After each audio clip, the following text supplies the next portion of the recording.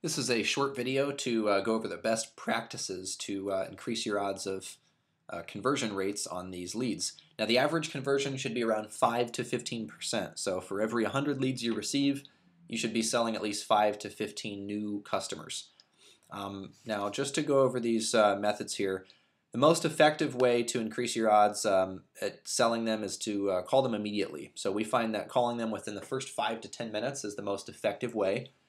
Now, if you don't reach them, it does not mean that they don't want to talk to you. It does not mean that they aren't interested. It just means that they're busy. So it's good to call them 2 to 3 calls within the first hour. So literally every 15 to 20 minutes, try giving them a ring, and don't leave a voicemail on that final call. That's when you leave the message. So we try them a few times first, then we leave a voicemail. Then what we want to do is, if we still don't reach them or don't hear back from them, we want to try the prospect once more at the very end of the day. Don't leave a voicemail again if they don't pick up the phone. And again, they are interested, they do want a quote, so if they don't call you back that first day or even the second day, it does not mean that they aren't interested. The more follow-up calls you make, the more sales you'll make. So it's just the name of the game. As far as follow-up emails, it's best to mention Matt Watson. Most of these folks are sent some sort of sales material from our company mentioning that we would like to send them quotes from various consultants or companies in our network, is the way that we phrase it. These emails are sent out from Matt Watson, who is our director.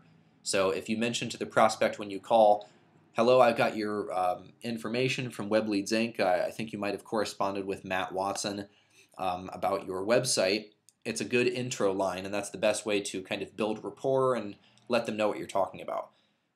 So we use very short follow-up emails. The best way to accomplish this is to use some sort of email marketing system. We actually use a company called icontact.com. You can sign up for this service and actually get a free trial if you go to our website, which is webleadsinc.com. It's the best way to increase your odds of getting some sort of email reply versus sending these messages from a personal inbox, in which case you have to do so.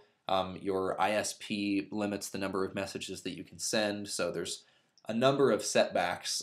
Using some sort of email provider is the best way to do it. And again, we want short emails versus long sales material. Most of these folks do not want to read even a message that's 3 or 4 paragraphs. They want just a few sentences, and the whole idea is to get them on the phone again to actually speak with them. Now, the third way is to have some sort of flexible payment option, either that or multiple plans to choose from.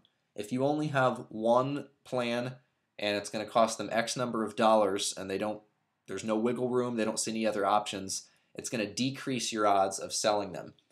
We do work with some very high-end web design firms that charge, retainers as well as monthly fees, and they're able to, really pull out some residual revenue from each and every client and achieve a max cost per website and still have it be affordable for most businesses. So there's various ways, depending on how much you need to charge for your SEO or your new website design, that you can make it more flexible for the client. So again, this has been just a short video to go over the best practices for converting these leads into new sales. Again, we want immediate phone calls. The best way to follow up is to have some sort of email marketing system like icontact.com, which you can sign up for via our website, which is webleadsinc.com.